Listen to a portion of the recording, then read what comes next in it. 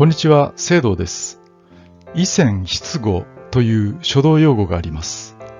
非常に示唆に富む言葉ですので、ぜひ皆さんと共有したいと思います。決して関連的なものではなく、今日から役立つ実践的な内容です。ご期待ください。以前失語、意が先で筆が後。字を書くとき、まず頭の中で字の形を考えた上で書き始めるべきと定義されています。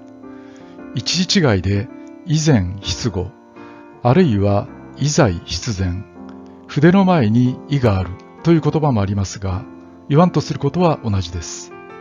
まさに自分が思ったような字を書くには、書こうとする字のイメージを明確に持つことが先決です。以前の動画でも触れている通り、まず頭の中にイメージして、それを紙の上に再現する。それが書くという行為です。いくら筆使いが上手くなっても、先立つイメージがなければ目的は達成できません。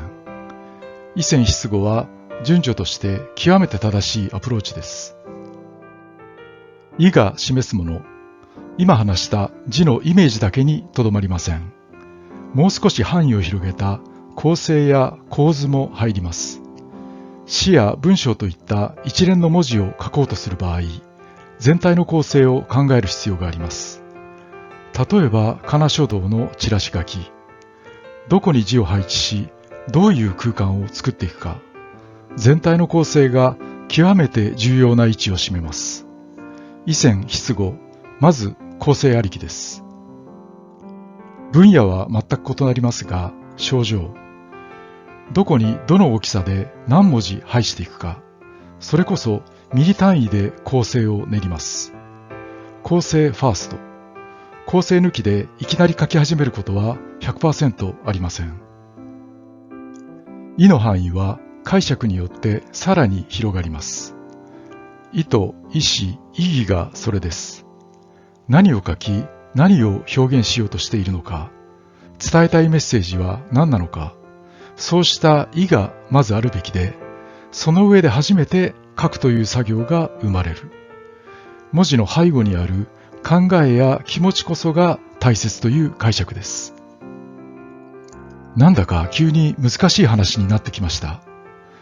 今日は実践的な話だと言っていたのに違うじゃないかとクレームされそうです。確かに作品ということなら構成とか意図とか出てくるのはわかるのですが、私たち普段別に作品を作っているわけではありません。時系のイメージぐらいならともかく、それ以上のものとなると少々遠い世界に思えてきます。でもご安心ください。実は私たちレベルは違ってもそれに近いことをやっています。例えばノート。読みやすいようにちょっと工夫したりしないでしょうか。行間を開けたり、見出しをつけたり、線を引いたり、ハイライトしたり、まさに構成そのものです。あるいはめっきり機会が減ったとはいえ、はがきや手紙、うまく収まるよう字のサイズや配置に気を配ったり、字と図柄のバランスを取ったり、普通に構図を考えています。宛名の住所氏名などはむしろ高度な構図力が問われます。意図や気持ちの伝達も同じです。字は正直で、その時の心情が素直に反映されたりします。その気はなくても気持ちが自然に滲み出ます。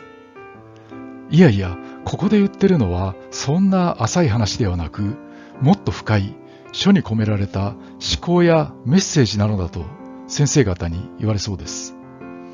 まあそうだとしても表現方法は人によっていろいろあるわけで、あまり大冗談に構える必要はなかろうと思います。この話は長くなるのでやめておきます。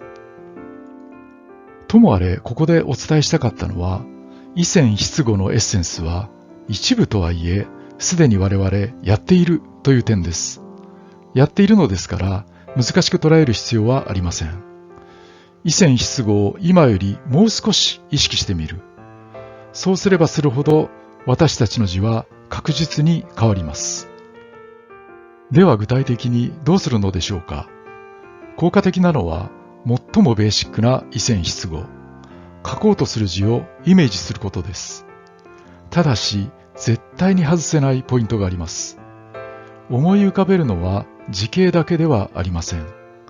筆の動きも同時にイメージします。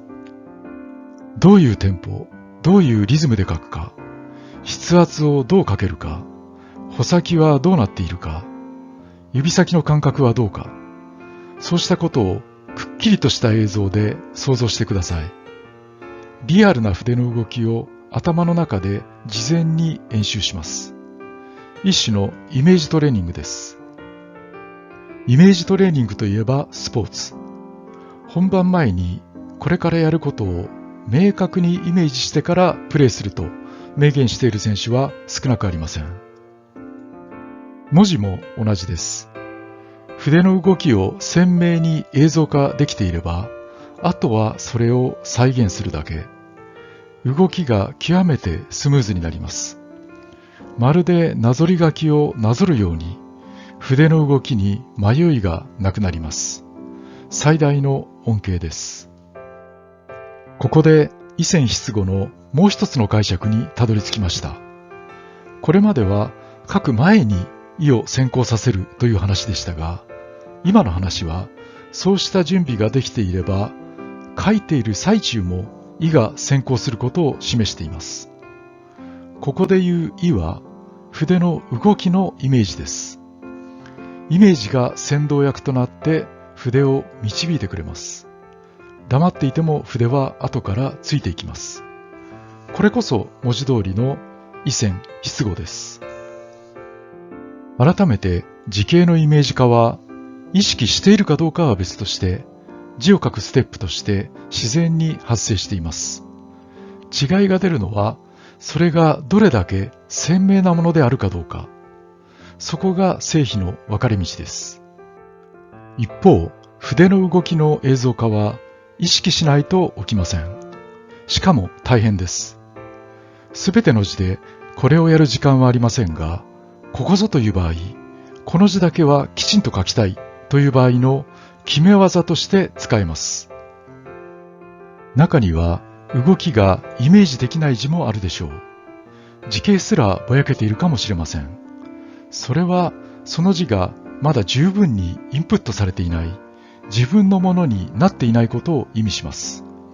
練習の格好のバロメーターです。以上、意線筆語の意味をいろいろ掘り下げてきました。書く前に意を先行させることの重要性を共有いただけたと思います。極論すれば、書くときには結果はおおむね見えているということでしょうか。書く前に勝負はついているかもしれません。ご視聴ありがとうございました。